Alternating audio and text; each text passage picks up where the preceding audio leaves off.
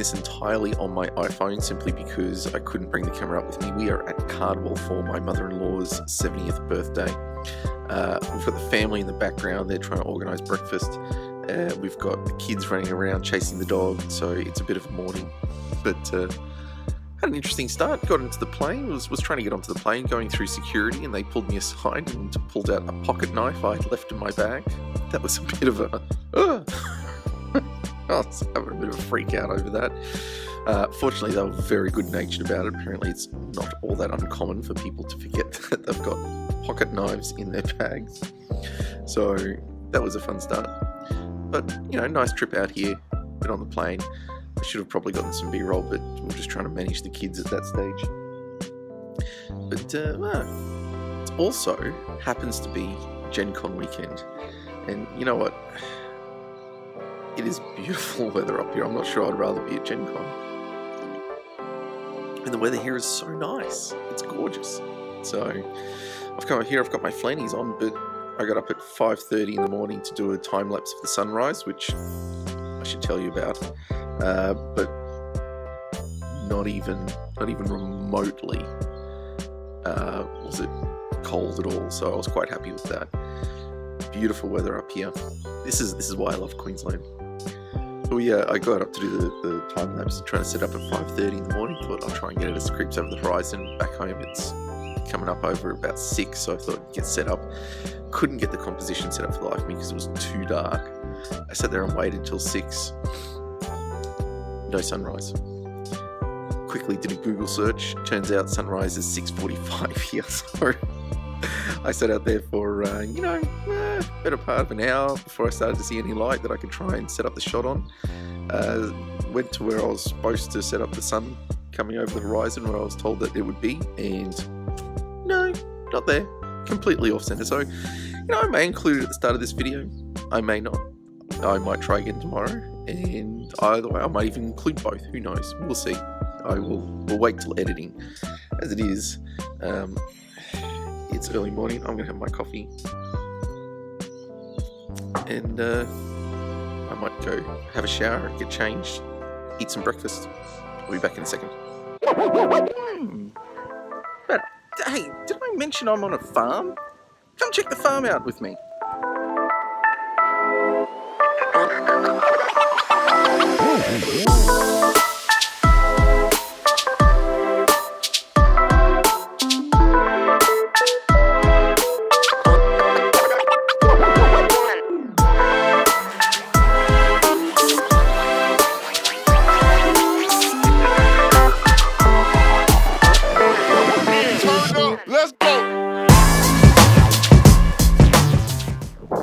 Gen Con is on right now, and that's this weekend, but not when you watch this, so I guess Gen Con was on the other weekend. Anyway, for me right now, Gen Con is happening.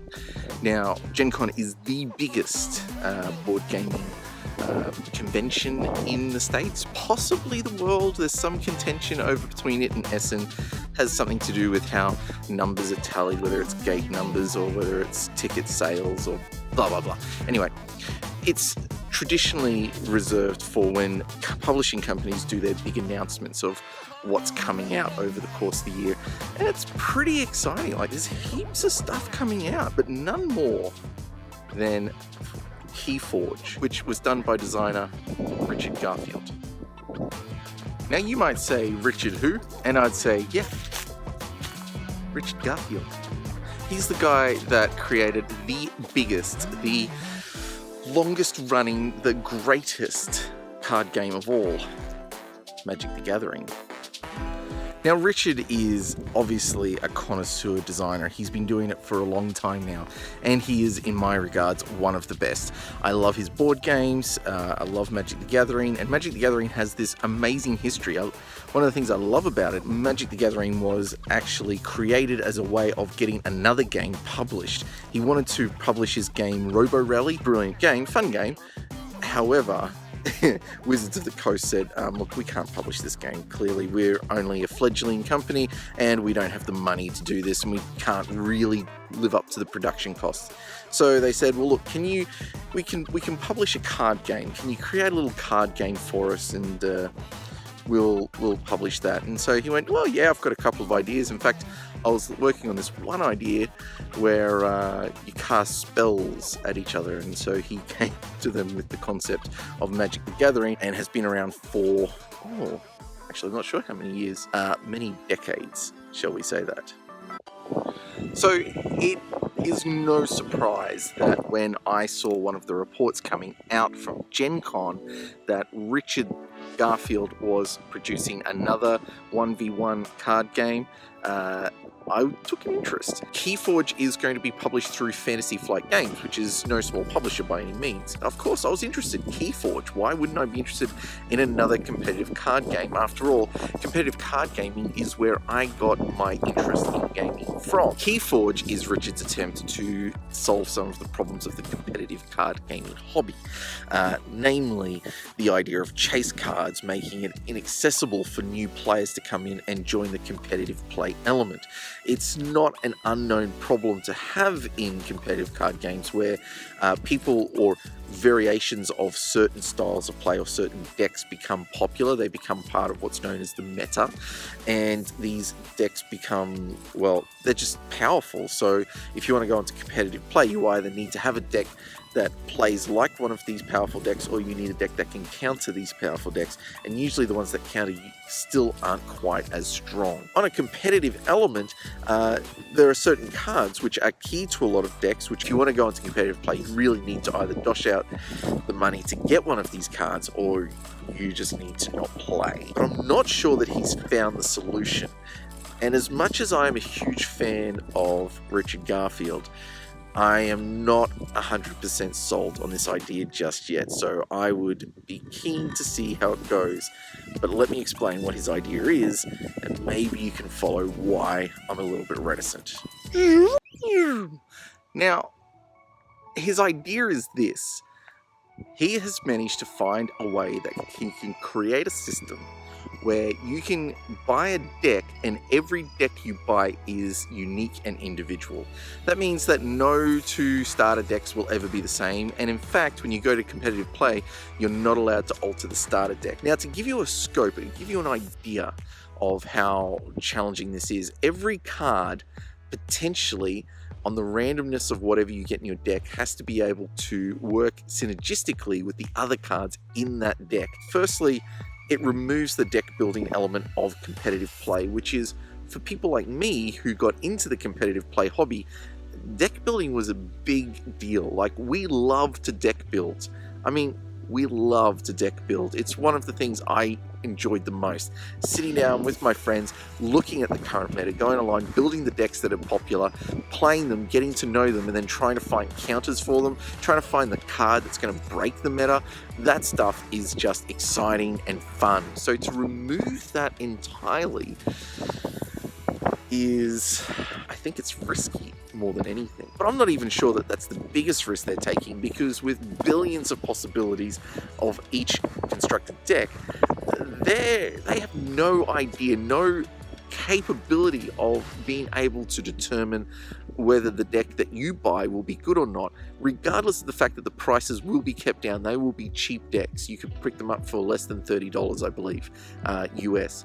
So they will be cheap decks, but you may get a deck that is just unplayable, and considering that if you want to take it in competitive play, you can't change anything about it, that's an issue.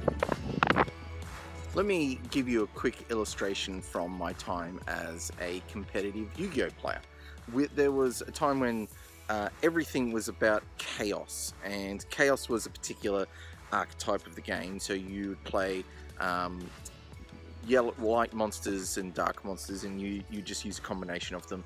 You could remove them from the graveyard to summon Blackluster Soldier, and he was a bit of a beast and hard to take down. Now, they banned Blackluster Soldier simply because he was dominating the field and everything was about chaos. When the movie came out, you'd buy your popcorn, you'd buy your drink, you'd get a pack of these promo cards, and for the most part, people tried to make them work, but they were pretty rubbish, and they tried to make the monsters in them work. They never tried any of the trap cards, which was only one, and it was returned from a different different dimension.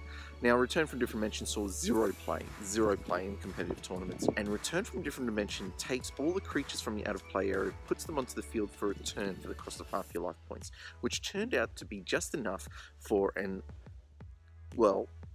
a colossal finish. It meant that you could essentially your opponent could be on 8,000 life points and you could reduce them to 0 with one attack. Now, I know that that's exactly the sort of thing that they're trying to stop, but at the end of the day, no one knew the synergy of that card until it was placed in a particular deck, and no one's going to know the synergy of cards until they're out there already.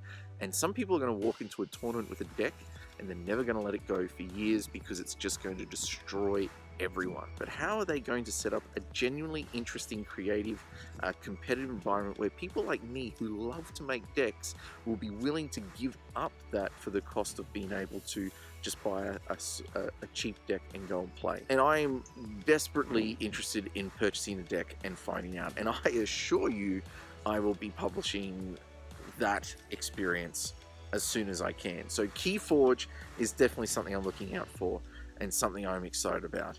Now, I think it's time for me to have a party. See you soon.